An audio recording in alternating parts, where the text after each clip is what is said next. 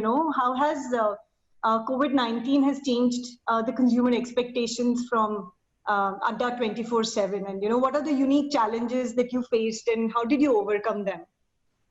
Yeah. So first of all, thank you so much, Ashita.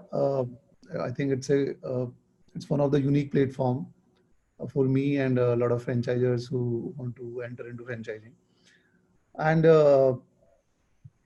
coming to your question, I think this last 6 months have been very challenging on one side, and on the other side, these are the times when we have innovated the most. If I talk of last 4 years since we started Adda 24/7 as an online entity, we have innovated a lot in last 6 months. I will say we were already innovating, we were working on a lot of things, but then COVID forced us to go deeper into it and to probably do things faster. I think the whole point here is that these are the times which are changing very fast. COVID is one of the things, but otherwise also things change very, very fast, and you have to adapt to those changes. You have to be nimble as an organization. You have to be very agile because new technologies are coming up, new opportunities are coming up in terms of scaling, in terms of reaching out to bigger audience, in terms of making it big. If we talk of education, I think revolution in education has just started with respect to tech. 6 months back, or let's say I will say 1 year back, most of the people will prefer offline as a premier mode of or the primary mode of learning or preparation. But now that trend is changing very fast, and that is also making a lot of people uncomfortable who are already settled in their offline and doing things traditionally for quite long. So I think this is the time to change. This is the time to wake up, and this is the time to adapt to new things and new challenges. Coming times is definitely going to belong to technology only, right? You have to somehow you have to engage and you have to include technology in your offering and utilize technology to create more value to your audience. So yes, these times have been challenging, particularly for education. The best part is that a lot of it can be done through online. Although what I believe is that education cannot be completely offline probably, and there will always be element of personal touch and offline element. But I think new models which are evolving and the current needs which are coming up in the new era, those will define the future of education, and accordingly entrepreneurs are going to innovate on those. Like we are also innovating a lot on that ultimately how we are going to serve our audience, how we are going to create value, or if times have changed, in these times, current times, are we able to match up to those previous expectations, or can we do better on that? So I think we are working on that vision. Clearly our focus is that we should be able to deliver more value to our audience and effectively help them and support them in their endeavor, whatever they are trying to achieve and whatever they are trying to prepare. Sure, I think absolutely very wisely said. I mean, this is a time where, and now I'll talk about more on the franchise side of business, because franchise companies conventionally don't change. I mean, they have been practicing, like if you see example of McDonald's, how McDonald's used to behave in so to say in 90s, was behaving very similar to in the last decade and this decade also, very clearly big box, format and things like that. So I feel that it will be even more challenging when you run a franchise network and bring innovation, because you can at a company level, they'll still do that. But how do you really get your franchisee also to start thinking the same way, that the innovation would be part of their life cycle? Otherwise, they don't like it because they buy into one format and then they don't like that why you're changing this format to something else. So is it happening at your end also? What do you see what is your remarks on that? How does franchise organizations have to be really, adapt as nimbleness and innovation? And also the difficult part is how do you really implement in a franchise network that innovation? Because sometimes companies want to change. Today, there are a lot of companies want to change their products. They want to change the way that it is delivered. But how do you really bring the change to the franchise network? Right. So first of all, Gaurav, everybody, I think almost everybody resists change. Nobody want to change. If something is working for them, they like it and they improve. They want to improvise on that in most of the cases. But I think in today's era, innovation is the key, and adoption to new challenges is the key. I will give you an example in our case. So we run a brand Career Power, and we have physical centers of Career Power all across India. So we have almost as of now we'll have more than 50 branches all across India, and those centers were typically offline centers where they are basically in major education hubs where students will come and they will take physical coaching of, let's say, 5-6 months for various government jobs.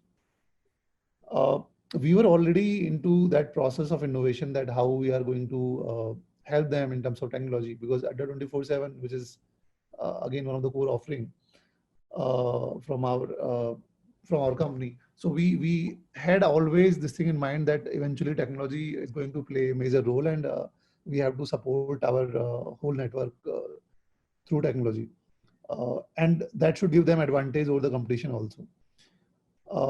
But when the COVID came suddenly, so frankly, we were not prepared at all. Uh, we were doing things at our own pace, although we had that vision in mind that, okay, eventually a lot of it is about going to be technology, and they have to use technology either to engage users or to bring in new users, or let's say servicing the current users. But suddenly when this COVID came up, then we suddenly went into that mode, that how we can now expedite our things and how we can support them on an immediate basis. And we took a lot of decisions on that. I will say a lot of decisions which we could have not taken, rather, wherein we said that uh, maybe in these times people are not able to come to your physical centers. So how we as a technology company can support you so that you can teach them online, or maybe if there is going to be, let's say, 3 months, 4 months, or 6 months time where when you can open your centers. So in the meantime, how you are going to support your current students, because at that time COVID came, nobody knew COVID is coming, and students were there on these branches and they were studying there. So one of the key thought was that, okay, let's forget about new customers at the time being. Let's talk about current customers. Uh, are they being served, or can we serve them in these tough times? So then we came up with kind of hybrid kind of solutions, where we said that, okay, if you are not able to open your centers, probably we can we can use technology to serve these guys in online mode, so that while they are at home, we are able to serve them.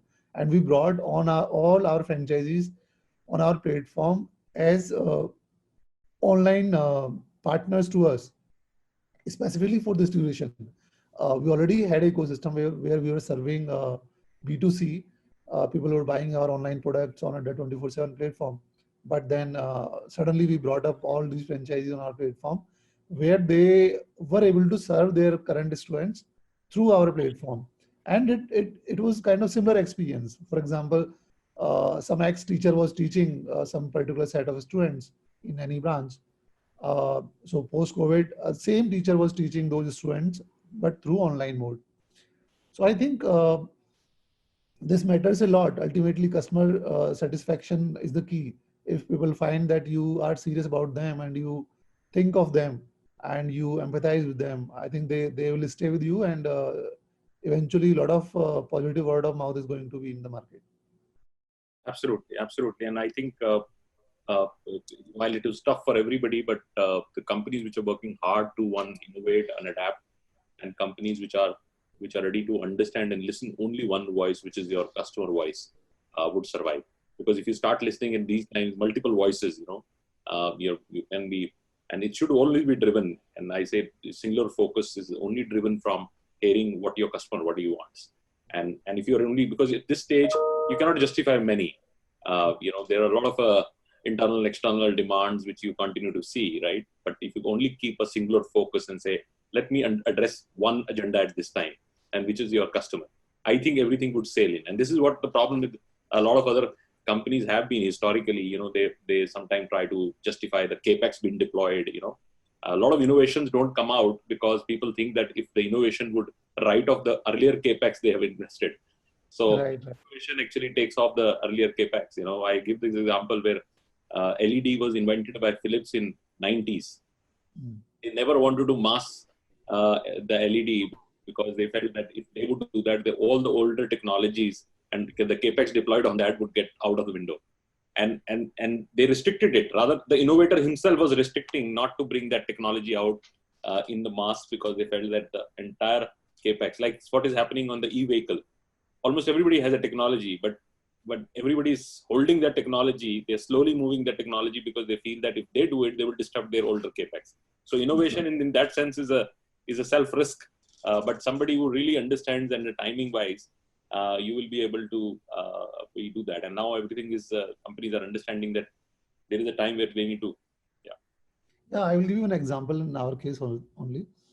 So we started in 2010, and we started a purely physical offline ecosystem, and we started from Noida. And then we started growing very fast. The only reason was we were very, very focused on our students. In fact, we and my other co-founder, we used to teach, and we used to do almost everything, like any other entrepreneur. And we grew very, very fast. In 2016, we had almost 80 branches all across India. 2016, we decided that our intent is to serve masses at tier 2, tier 3. That was the vision we started, because we came from that background and we felt that there is a severe problem. People are not able to access quality education. So 2016, we realized that internet had come and Jio was there, and people were having mobile devices, and we thought that we should go online. And at that time, one of the biggest thought in our mind was that if we start online and start serving people through online mode, two things are going to happen. One,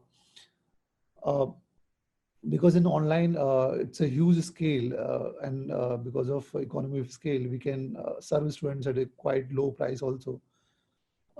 And then this thought came up with our branch managers, and they started saying that if we start giving our product in online mode at a much cheaper price, then why somebody will come to our offline ecosystem? So for example, at that time, our offline fee was around, let's say, 10,000.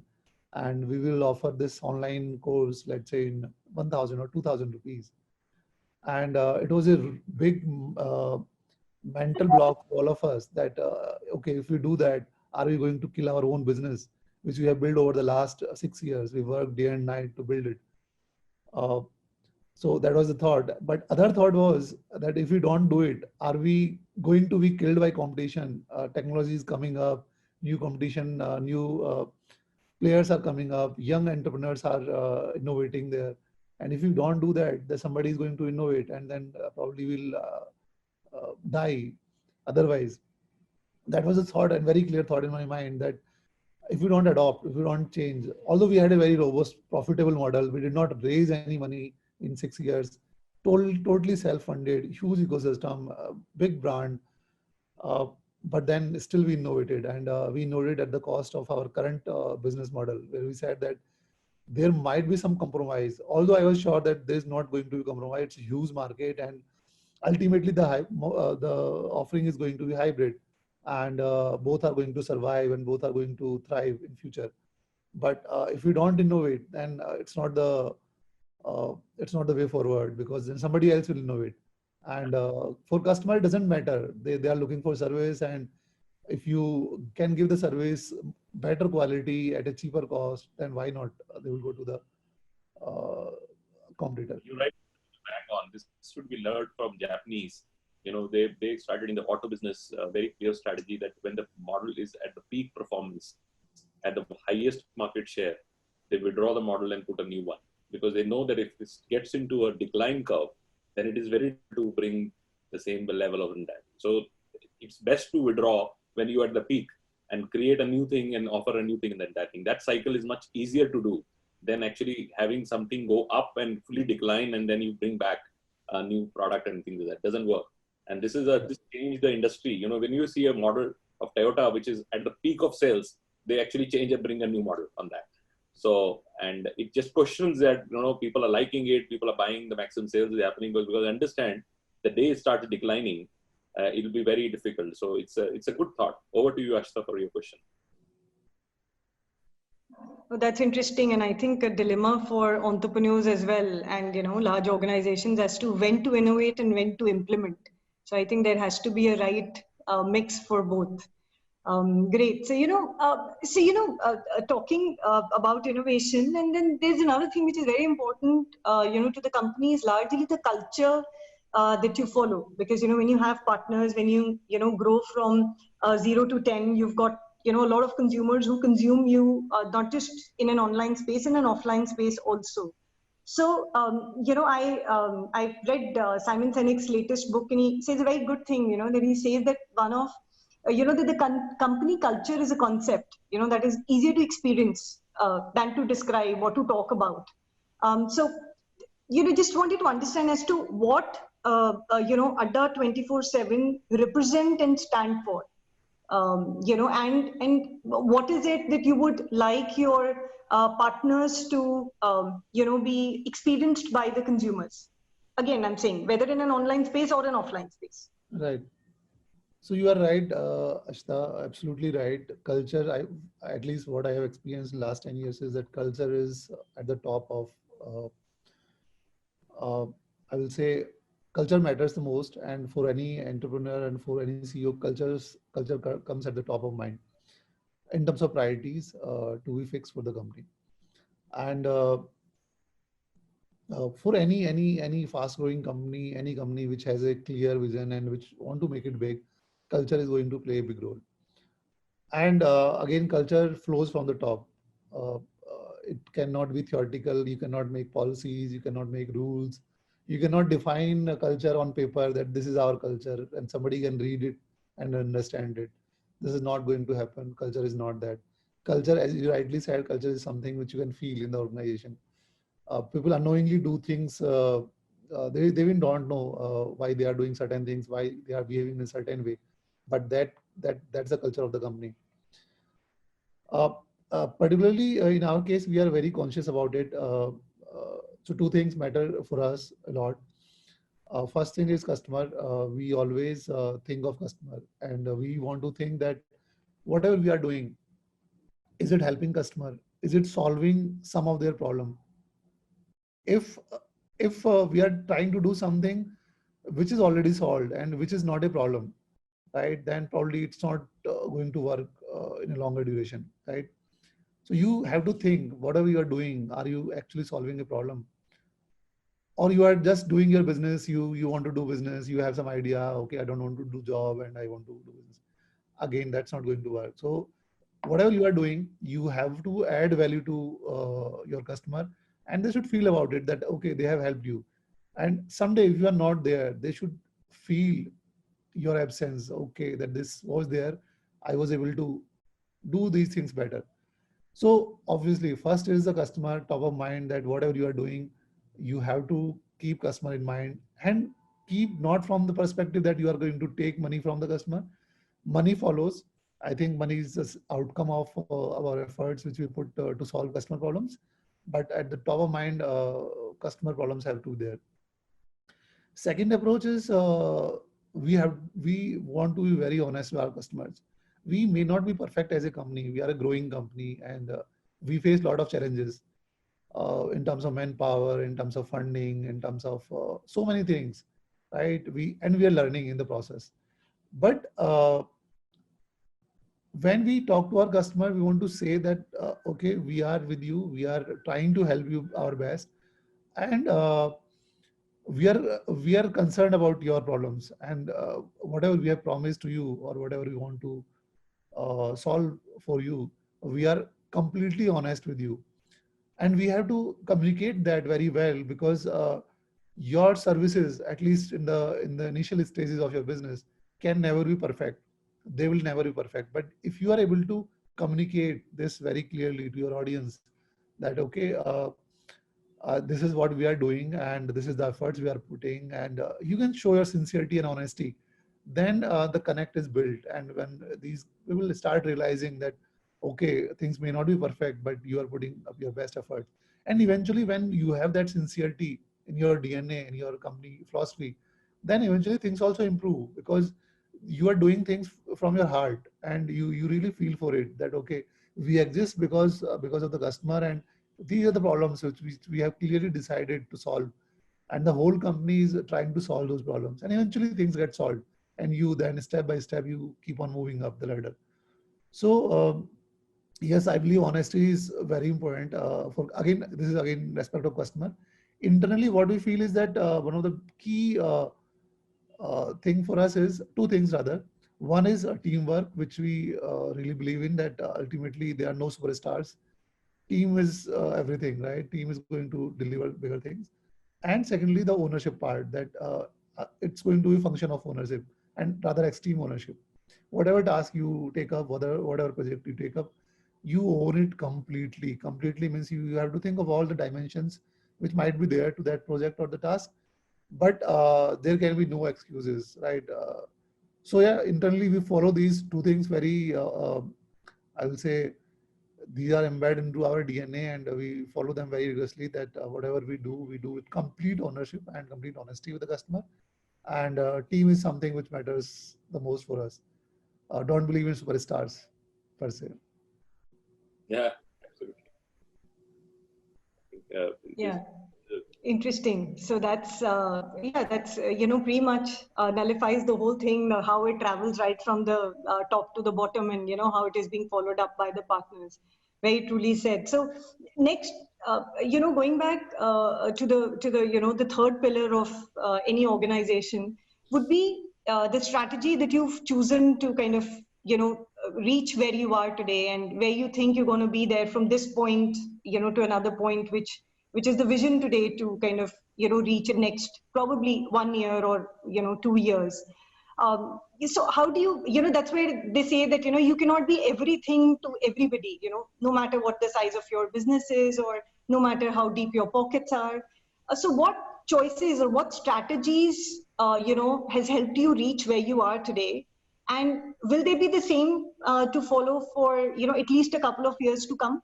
Because you would probably focus on few things that you would want to be expert on, because as I say, that strategy cannot be that you want to be good in everything, or you want to kind of take every segment that exists in the target today. So how is it that you're looking forward to take care of that? So I'll tell you currently how we think about it is that so we are into education, and education is something which is very vast, from K-12 to graduation, post-graduation, government jobs. It's huge, right? Whole gamut of education is really big in India. So of course, as you said that at one point of time you have to take up one thing, right, and you have to be expert on that. At one point of time you cannot have 100 things at your plate on your plate, right? So our strategy has been, so till now we have been very focused on government test prep, right? We have always thought that there is a youth which is unemployed in India, and we are thinking of them. We want to help them, and we want to help them get jobs, and that's the service we are doing to them and society and to ourselves, because that gives us a lot of satisfaction that we were able to help someone to move ahead in life, uh, and uh, uh, and that matters the most. I think in today's era our audience is tier 2, tier 3, and when we are able to help those guys get jobs, then uh, for them it matters a lot. That may be the most important thing, or most important time of their life when they get these jobs. On the other hand, as a company, when we think of a strategy, that what's the future ahead? Are we going to do the same thing in next 5-10 years, or we have something else in mind? So I'll say one of the things which we always think about is that what else our current student or current audience is looking for in terms of education. So maybe they are preparing for government job, but they might have some other educational needs also. Maybe they are in graduation, or maybe they are in post graduation. Maybe they are looking for some certification courses. Maybe they are looking for some skill based courses. So we always think that we have this huge audience. In fact, I will tell you, we have almost 4 crore audience, 4 crore people on our platform. That's last year's numbers. And it's a huge number. 4 crore people visiting our platform in a year. It's big. So for us, the thought is that how we are going to help these guys uh, in context of education and other than what we are currently helping or what currently doing with them. So our first strategy is that beyond government test prep, we would like to help and support them in their other initiatives related to education. That may be graduation, that may be certification, that may be anything related to that. And on the second level, we want to be, or other I will say on a broader level, we want to be kind of mentor to them because they might eventually uh, uh, try one thing but may not succeed there. So how we can be with them, how we can guide them that if one thing has not worked, then probably they can afford the other thing and how they can move ahead in their life. We want to be there. So broadly speaking, what we are doing right now is a specific service where we help them in getting jobs or getting uh, help them in clearing various exams. But on a broader level, we want to say that we are with you, and and of course, this is the youth of the country, and we want to support them to succeed in their life. And mostly because our expertise is around education, and we think around education only. But in education also, there are a lot of things which we can do, and our roadmap is around those only. In like 4 to 5 years, we think that we should be able to help this audience in their every educational needs or any career related needs in coming times. So you've recently, as I see that you've recently started IIT, NEET, JEE, and some options for visually impaired students as well. So you're doing it in-house, as in you're developing the technology, or how is it that you look forward to do that? Because I think that's something that nobody else is doing so far. So IndiKI is an independent organization, and they help and they create content for visually impaired students. They are primarily technology platform, and they are looking for content, and because there's a huge number of audience who belong to this category, and they are not supported in current ecosystem. And uh, incidentally, we met those guys through a friend, and then we were discussing that how we can add value to their offering, and probably because again, see, the point is that you're doing business, but you also to all this to your society also, and primarily in education, it is a lot more about society, that how you can contribute more, because eventually that also helps your business if you are purely thinking in terms of business also. But leaving business apart, you have to think of society and you have to add value whatever you can. So when we had this conversation, we realized that they have the technology, they are working on a specific segment, a specific kind of students, and kind of they had the reach to those guys. And then we came up with this thought that let's collaborate. And we came up with this partnership wherein we are not earning anything, right? That was not expectation from day one also. It was pure social initiative for us, where we said that we are willing to collaborate on that. We'll provide all kind of content to support those guys. And we don't want any money. We don't expect any money out of it. But we will be very happy if we are able to add value and if we are able to support those guys. And I will tell you, one of the student came up, and we had the interview of the student also on our YouTube channel.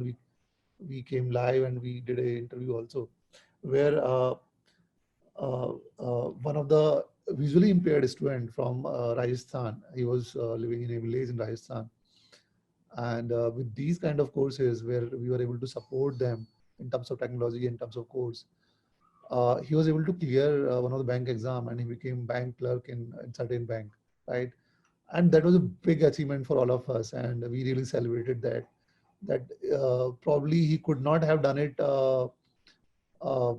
if not supported properly. He had the zeal, he has the fire in him to do something big, or to get out of that poverty and that that kind of background.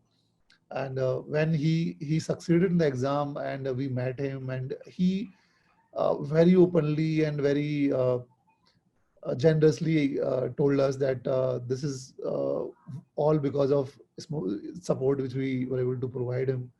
Under 24/7 played a key role in his success. Although we believe that might be just a fraction of it, let's say 90% was his effort only. But even if we were able to add 1%, I think this is big achievement. And if we are, as a company, we are able to help these weaker sections of the society in any way, then we really feel good about ourselves, and we feel proud of what we are doing. Absolutely, and I think so. That's the way this would bring the change. And if you really start empowering, and that's where I think, I mean, besides, I feel that even the government of India should really look at organizations like you, which can genuinely do empowerment, because fundamental to our society is that, and even in the COVID times, I've been saying that only two ways you can help the society: one, build micro entrepreneurship, and second is education. Outside this, I mean, helping this economy is impossible. There is no third idea.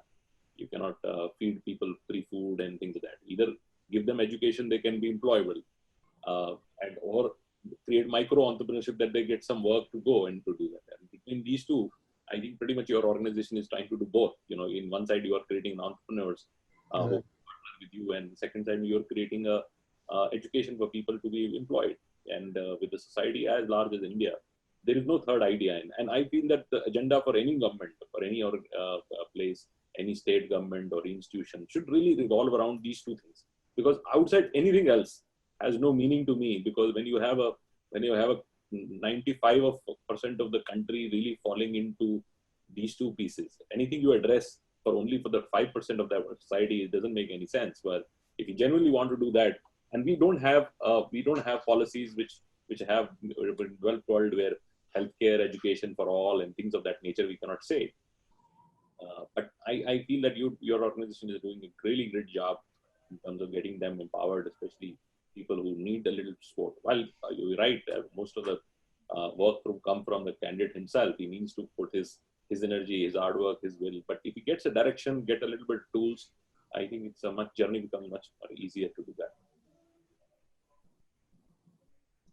True that. Because, if you give back to the society, it comes back to you, and particularly in education, because you're actually not helping them literally, but you're helping them, get into a position wherein they can self-sustain, and grow later. So I think that's the best help or support you can do to anybody. So yeah, kudos to that. I think that was, one pointer that got my eye, and I really wanted to hear it from you as to how is that happening. So, that's interesting. So that tells me that, you're talking more about, products, and, you're increasing and innovating products when it comes to, the education as well. So how are you maintaining, the processes which are involved in it? Right from, when you're delivering it to the consumers directly, as well as, with your partners. So how are you maintaining that efficiency from those partners, that it's being delivered at the same level that you would to a consumer? And also, I would like to add on, and I would like to pick your mind, because it's something which a lot of work is going on in this hybrid model, edutech, and a lot of other things. And I'm seeing companies which are aggregators, which are aggregating everything. They're pure play tech-based businesses which are acting as a platform, and they're very serious content companies. Out of this three, where do you really see, while it looks like that a lot of people are actually in all of three, but what, as an organization, Adda 24/7 would like to be known for? Would you like to be leading from content and delivery? Would you be technology and structure? So what is the 4 or 5 years for you look like? So we don't generally we don't think on these lines. We always think in terms of value. Frankly, for me, it doesn't matter whether it is offline, it is online. But for me, what matters is whether we are actually solving anything for our customers. Are they getting value out of it? And if we don't exist, is it going to matter to our audience or not? Otherwise. If you're doing the same thing which 10 other guys are doing or 100 other guys are doing, then you are irrelevant, right? You are just one of them, and You cannot think of having a long term, or let's say kind of 10-year, probably you cannot see 10 years or 20 years in that case. So we, as a philosophy, we think of customer, and we also think of changing times, right? For example, pre-COVID, we had certain value prop for our audience, but post-COVID, we have totally different kind of value add, right? We might be thinking, and that is quite genuine also. It is not that. So there are two things. One is a lot of times external ecosystem changes where the need also changes, and you have to adapt to them. Other part is that same need is there, but because of technology and because of process systems, you can probably now serve it better in a more efficient way, and more productive way, and more profitable way. So we want to be known for quality, definitely. We want to be known for our honesty and sincerity. That this is the brand which is not just business, but which is kind of our mentors, which are our guides, which are honest. And we have been very, very honest. Frankly, I will tell you, we have been very honest with our audience, our customers, uh, to that extent that I have even talked to our students, even as on today, like on a monthly basis, I will call up few students and I will talk, how is it going? Are you feeling good about it? What are the pain areas? What we are not able to solve? Uh, so I think this matters a lot on an overall level. Uh, content may be one of the uh, thing which, or one of the need which is there, and a student need content, but many other companies can also create content, right? It's not something where you will have some kind of differentiator in the long term. The only differentiator in the long term is that, as a brand, are you serious about your students? Are you with them? Do you think of them? Are you solving the problems? So I think that matters a lot. Process systems matter when it comes to standardization, and you have, let's say, a lot of partners, and you want to say that you want to standardize your services. Their technology plays a key role, and where we feel that we are really good because we are able to measure outcomes at every level. We have clear funnels. We can see on everyday basis, we get the report, what is the satisfaction level whenever somebody is using our service, are they happy about it or not? uh, and that report is again circulated to partners and the stakeholders. So keeping control over all the aspects, and keep measuring where you are, and are you moving up, or you are static static, or you are going down. I think this should be I think generally part of any organization's process systems, that you know where you are, and whether you are improving on those key parameters or not. So use technology to that extent. But broadly, we believe that with times, these parameters also change, and a lot of needs also change. And you have to innovate on that constantly, and you have to think from problem solving perspective, that think what problem student is facing. Don't try to solve the problem which is already solved and which is not a problem. Don't put in your money and efforts there. Put your money and effort where there is a need. Absolutely, absolutely. I think you bang on in terms of, and I can see clear focus for you. And because I think because we have Franchise India and the show is around franchising, so it will be wrong if I don't take a few questions with you in terms of what is your franchise strategy, how does the model evolve in terms of doing it, what do you do for your franchisee empowerment, training, and capability. Maybe talk about a little profile of the franchisee which you have, and what kind of franchisee you would like to see, and maybe some bit of your expansion plan also. Right. So in terms of franchisee, earlier, so we have a brand career power, where we said that, which we started in the beginning, and which is the core of the company also, where we said that education is a lot personal thing, and people want to connect and talk to the teacher, and they want to, it's a traditional ecosystem, which got eventually disrupted because of Corona, which was already being disrupted for quite some time, because we moved online also, and then we were running both. What I feel now is, and this is how we have also adopted to the new ecosystem, is that ultimately it has to be a hybrid ecosystem, where you serve some of the needs which are related to your offline thing where somebody can come and walk in, they can talk, they can maybe clear doubts, or that personal touch element can be created there. But then a lot of things can be done online also, and should be done online, because you save a lot of cost on a student side. You give him flexibility. For example, if you want to give a you want to give a facility to your students that now they can solve their doubts 24 into 7. They need not come to physical branch, and they can do it online also from their home. So that adds a lot of value to offline offering, right? You in offline, you have good teacher, you are teaching, you are maintaining relationship, right? But you gave him additional facility that now using online technology and online platform, he can now solve doubts 24 into 7. So now, what I believe is that it's going to be hybrid. And in our case, what we are doing is that we are trying to create a model ecosystem, which is uh, first from a student perspective, which is highly value added as compared to pure offline or pure online. Secondly, we also want to create an ecosystem which is profitable for our partners from day one, right? We think that there are times when uh, uh, people have, in terms of capital, people have a lot of constraints. And if somebody is starting a franchisee, then probably it we have to ensure that it's a profitable proposition for them.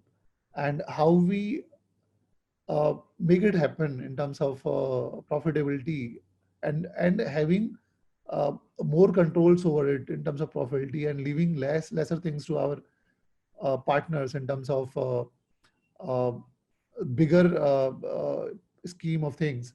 So this is what again we think in terms of when it comes to franchisee. So we always try to innovate that how we can reduce cost on the franchise side, how we can bring in automation through our technology so that they do less, and they are more productive. And secondly, we also think that is the ecosystem such that they will be profitable, maybe from profitable from day one, or maybe profitable as early as possible. How what kind of offering they can be, and uh, uh, again that flows from student also, because at the top of it is student only, and everything starts from there. So there are two things from a student perspective. Try to figure out whether what kind of offering should be there, and then at the same time on the franchise side, we try to figure out that we have to reduce the process systems which need to be followed at the franchise side. How we can minimize those things so that there's less possibility of error. Ultimately, the bigger concern for us remains is that if somebody is going to our branch and they are visiting our branch, how we ensure that these guys have a good experience or seamless experience, and how we can control that to a large extent. Which other side of that is that how we minimize complexities for our franchisee partners, so that they remain focused on their core, whatever they could do better, and we as a technology company, and we as a more experienced partner into the whole ecosystem, how we can guide them better to do those things. So we try to utilize technology to that extent. And in terms of trainings and in terms of even guidance, we provide them all kind of training, because uh, now it's almost 10 years, and we have run large offline ecosystem, large online ecosystem, hybrid. So we have a lot of experience, much deeper experience into it. And I think that kind of experience is required whenever somebody is looking for any franchisee. They should try to look for that kind of experience, that somebody who has been in the ecosystem for so long.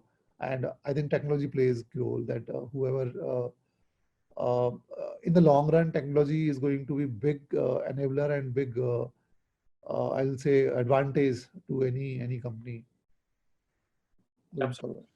And I also feel that there should be an opportunity for you to do a lot of conversion franchise, because a lot of people who are running infrastructure, but they lack both in terms of the content, training, and capability, and now with technology, I think the whole test prep, coaching, the whole space is going to transform, and very few people would be able to adapt, and people who would be able to adapt would get an opportunity to consolidate, because this is a very fragmented industry, and today, while it's a $6 billion industry, but it's very, very fragmented and very different structure. So it can be an opportunity for you to really scale up by a lot of conversion. So that also would be a good opportunity. Right.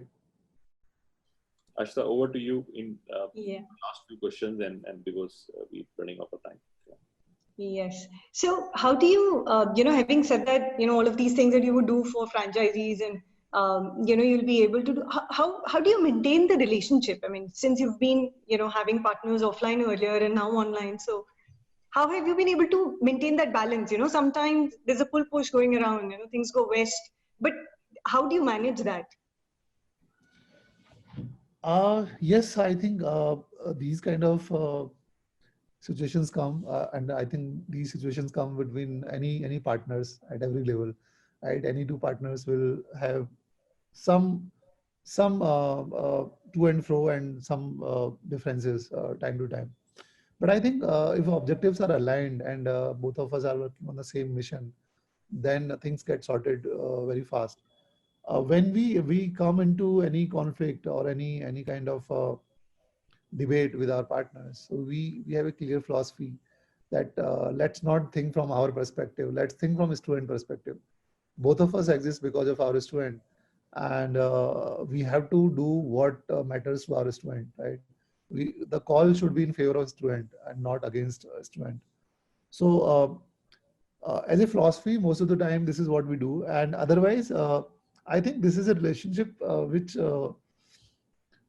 matures over time. Like initially you don't know each other, you will know very less about each other, you might have heard about yourself, but over the time when you deal with each other, then you get to know and start knowing each other's personality.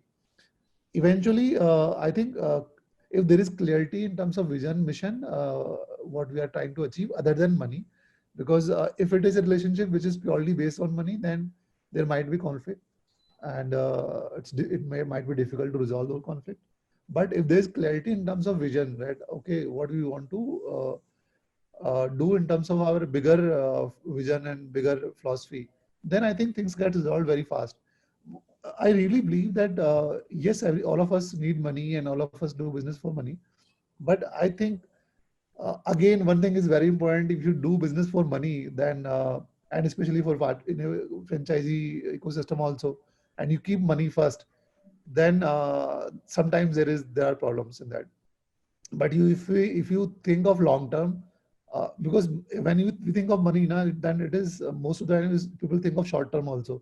People think that okay, I'm putting in, let's say, X money, and I am thinking of this return, and they start thinking of return for the first month or first year or so on, and then there is expectation mismatch, because you build this whole thing in let's say devoted 10 years to build brand at that level, uh, uh, and it's not just the money you have put in. You have put in a lot of passion, a lot of energy, a lot of things have gone into it.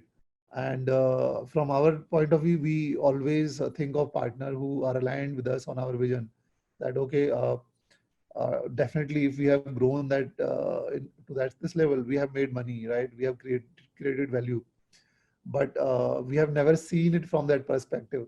We have always seen that yes, this is the bigger vision, and this is how we are adding value, this is how we are serving our customers, and we need to be aligned on that.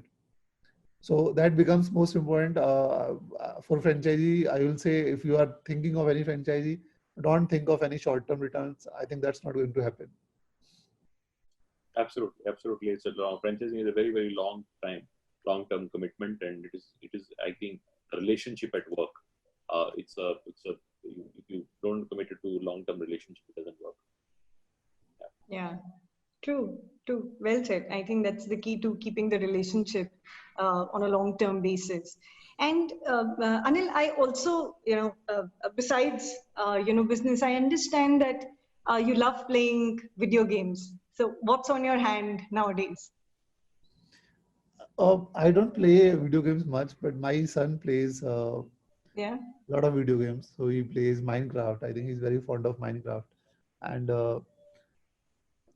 many times he will be sitting beside me and showing me, see, I have done this, see, I did this. So I think that's fun, because otherwise it's very hectic. for us. Fast-paced organization, a lot of things. So that's bit brother for us. And when I sit with my son, and So does he get a partner in you to play Minecraft?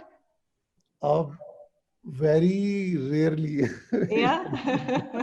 I I just come as a uh, cheerleader for him. I will just clap. Oh. Okay, you did good job. Well done. Nice. But yeah, sometimes I play. Yeah, true. No, it's very refreshing, to do that. And I was talking to one of my friends, and he says that the only energy that he gets is from playing video games, with his son. So competing with him, he says, makes me feel that I'm competing in actually the corporate world. So he says it's that tough and it's that Right. compelling to play. Right. And Yeah. my 11-year-old actually beaten me in the chess. So that also starts happening. So it's a full circle, right? Right. Right. Right, that's great. So, since we're nearing, the end of the session, and that was really enriching and understanding and appreciating your thoughts, that the way we get from the society, it's like equally we give back to the society. So, any final word, from your side in terms of best practices that keeps the relationship on with our partners in the business, and what could be the focal point or the goal for the organizations to run? So two things. One, first of all, I want to say that in context of India, in context of today's times, and especially in context of education, opportunities are huge opportunities, because education is totally unserved as on date. It's largely run by government, and towns, villages, poorly served as on date. In terms of quality, there's a huge gap. So I think in terms of opportunity, education is really big in India, and so are many other sectors, but particularly I know education, huge gaps are there at every level, right? So if somebody is thinking of entering education and thinking of creating a future in education as an entrepreneur, I think this is the time. It's huge, right? Everybody, in every home you will have 2 3 childs, and not only childs from 2 years. I think nowadays from 1 year or 2 year we start putting our kids in play school or such places, and it goes till 30 35 years. So that's the width of education in India. Second, when you are entering into any business, or let's say even in franchisee, so one has to be very clear in terms of his expectations from the business, very clear. And those expectations need to be discussed very clearly, because most of the time we assume a lot of things. We assume that okay, we will do this and that will happen. This happened in a friend's case, then that is also going to happen in my case. One of my friend did this, that happened. So I think this is key, because if you are able to sit together with your partner, and you are able to clearly outline the expectations of the relationship, then I think life is going to be relatively easy. Because, and again, what I'm expecting is that there will be complete honesty on both the sides. There will be no hidden agenda on any of the sides. If that is the case, I think that works out very well. And third thing is that uh, so there is no guarantee in business, right? It's not that if you are starting any franchisee, starting any business, it's going to succeed for sure. There's no guarantee. Business is a risky thing. There is going to be risk, and accordingly, rewards are also going to be high. You have to accept that. That's a reality, right? So, not every business is successful. Not every franchise is successful. Not every human is successful. So, accept this fact. When you are going to start, you will put in your best efforts. You will be honest. Your partner is going to be honest. But sometimes things don't work. But again, that's an extreme case. But what I'm saying is that you start with a positive thought, and you should start with a positive thought. Uh, but see, why I'm saying this thought is that there will be a lot of ups and downs in the journey. If you really have intent to work long term and be long term in that situation or business, then there are going to be a lot of ups and downs. And in those situations, if you are aligned that there will be ups and downs, there will be situations where you might feel that it is not working out, but you still believe that it will work out. That is going to matter a lot, and your faith in that yes, we are in the right direction and it will eventually work out. Because you cannot take that assurance guarantee from each other. You cannot say, if I am giving you franchise, then you'll give me that much business. Or let's say if I am taking franchisee, this is the profit I'm going to happen. We can give broad outlines. We can give expectations. We can give possibilities.